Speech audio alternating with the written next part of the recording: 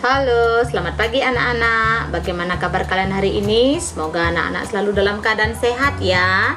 Sekarang kita akan belajar tematik kelas 5, tema 2, subtema 2, pembelajaran 1. Mudah-mudahan apa yang nanti kita pelajari bisa bermanfaat ya.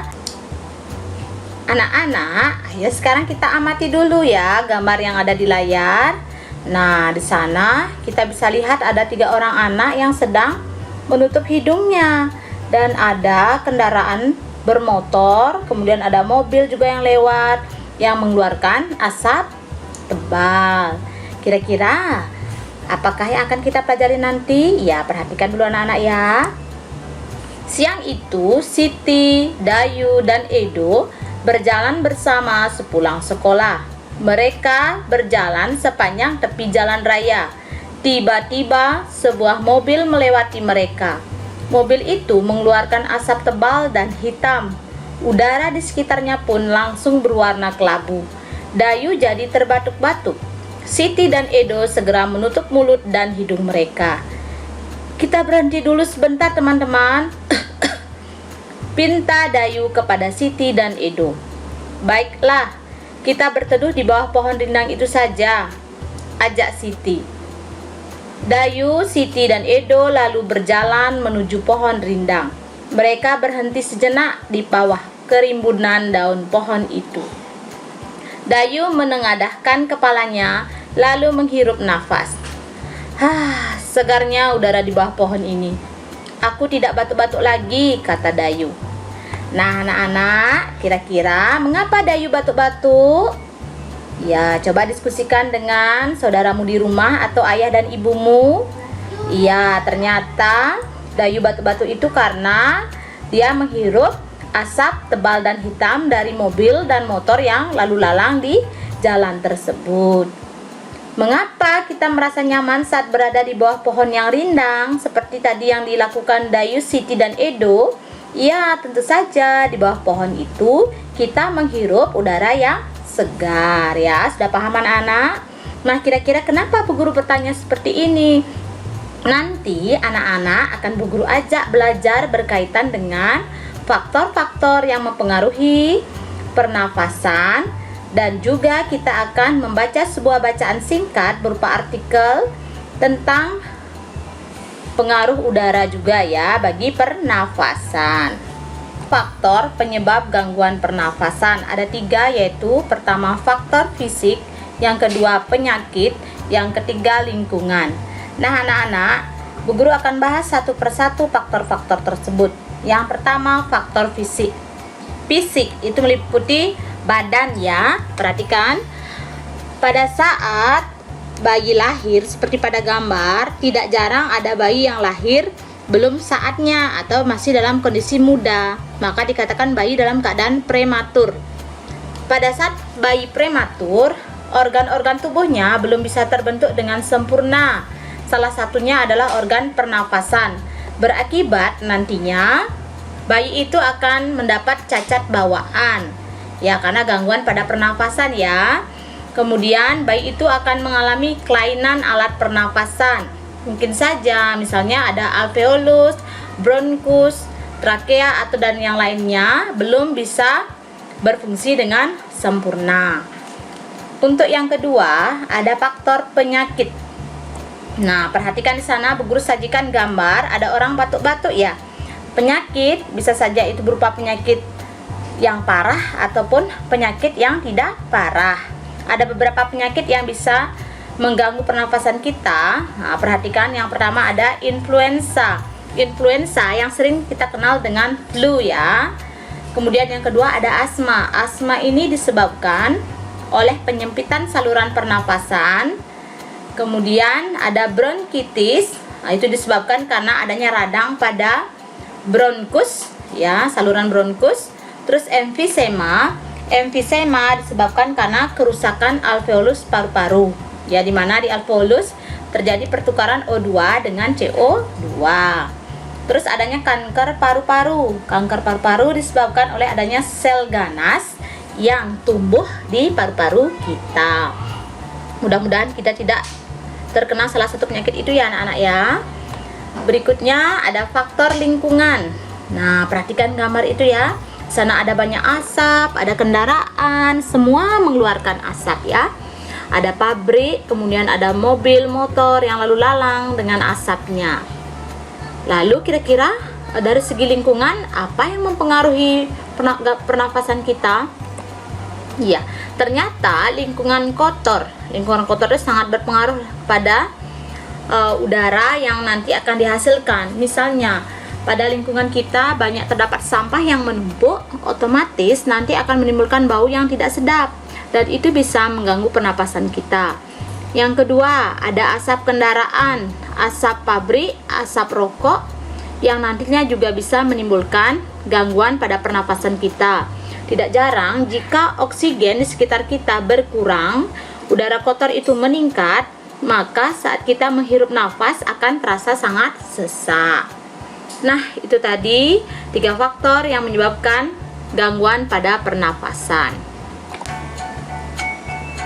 Anak-anak, tadi kita sudah belajar faktor-faktor yang menyebabkan gangguan pernafasan. Nah, sekarang Bu Guru minta kalian membuat kreasi bersama saudaramu di rumah atau bersama ayah dan ibunya ya. Buatlah bagan atau diagram atau model tentang penyebab terjadinya gangguan pada alat pernapasan manusia. Kemudian, ceritakan bagan atau diagram atau model tersebut dan rekam dalam bentuk video. Kumpulkan ke WA wali kelasmu. Selamat mencoba ya. Anak-anak, bagi kalian yang masih bingung untuk membuat bagannya, perhatikan contoh Bu Guru ya. Di bagian tengah, Bu Guru beri pusatnya di sana. Perhatikan faktor-faktor penyebab gangguan pernafasan. Kemudian kita kembangkan. Tadi Bu Guru sudah bahas ada 3 ya faktor penyebabnya. Di bagian yang warna merah kalian boleh tulis di sana. Kemudian untuk setiap faktor kalian jelaskan kembali ada di bagian yang warna hijau. Nanti setelah jadi bagannya, tolong kalian buat presentasinya dengan menceritakan bagan yang kalian buat. Mudah-mudahan kalian paham ya. Nah, anak-anak akhirnya tahu juga ya. Kira-kira apa yang kalian sudah ketahui? Salah satu faktor gangguan pernapasan adalah lingkungan. Banyak berita tentang pengaruh lingkungan bagi kesehatan kita, terutama pernapasan. Berikut cuplikan salah satu berita di majalah Tempo edisi 21 sampai 27 September 2015. Nah, kenapa kira-kira Bu Guru arahkan ke sini? Iya, sekarang anak-anak akan belajar mencari informasi dari teks ataupun dari berita, dari bacaan dengan menggunakan adik Simba. Perhatikan baik-baik ya, biar anak-anak paham. Anak-anak, mari sekarang kita membaca. Nah, bagi kalian yang sudah mempunyai buku siswa, bisa dilihat pada halaman 53 sampai 54. Kuldesak lantaran jerebu. Aroma sangit asap dari lahan yang terbakar menusuk hidung warga Pekanbaru, Riau. Pada Selasa pekan lalu, seantero kota diselimuti kabut. Jalanan lengang dan pagi itu meredup lantaran sinar matahari tersaput oleh asap. Kebanyakan penduduk memilih tinggal di rumah. Meski begitu, asap tetap masuk lewat ventilasi. Tak ada lagi tempat berlindung. Di rumah saja sudah tak aman, ujar Asep Dadan Muhanda kepada Tempo. Khawatir terhadap kesehatan 2 anaknya yang masih kecil, pria 34 tahun itu memboyong keluarganya keluar kota. Dari rumahnya di Kecamatan Tampan, Asep mengungsi ke tempat sanaknya di kota Bukit Tinggi. Apalagi sekolah dasar anak sulungnya diliburkan hingga waktu yang tak pasti. Hampir semua sekolah di Pekanbaru telah diliburkan sejak awal September lalu. Langkah meninggalkan Riau untuk sementara waktu memang tepat.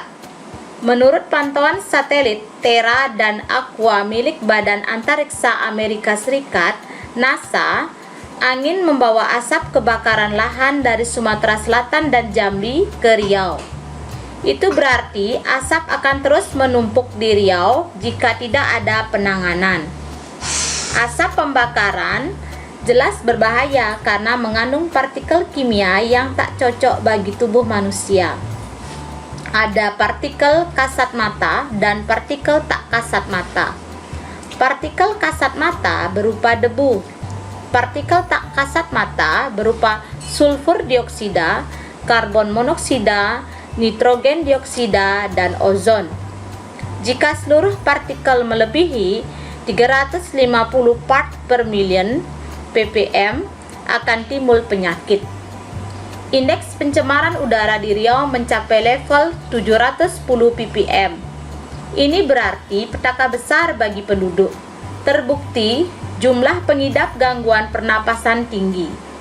Dinas Kesehatan mencatat ada 26.000 lebih pengidap infeksi saluran pernapasan akut, ISPA, 3.000 lebih penderita iritasi mata dan kulit, 1.200 penderita asma, serta 500 pengidap pneumonia.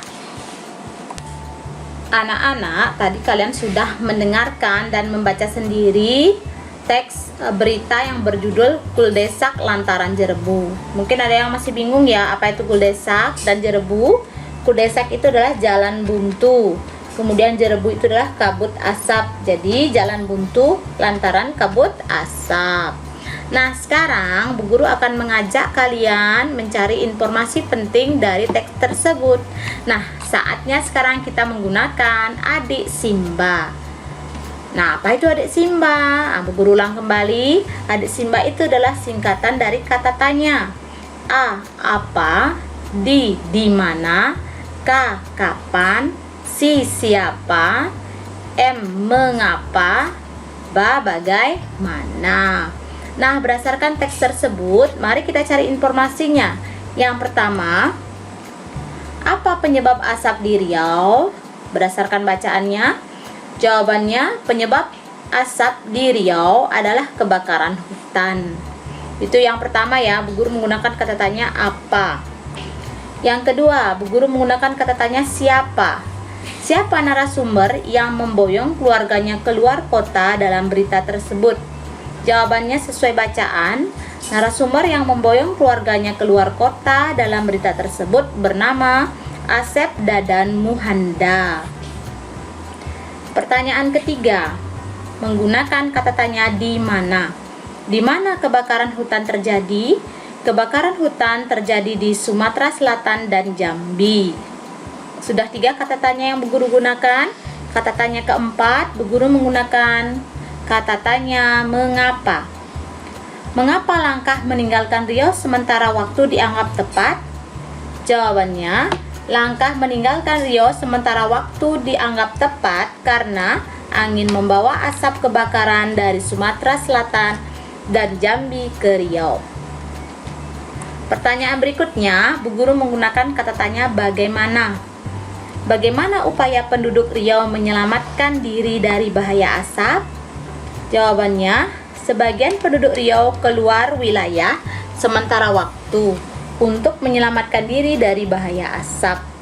Nah, itu 5 contoh pertanyaan yang Bu Guru buat berdasarkan teks berita Kuldesak Lantaran Jerebu.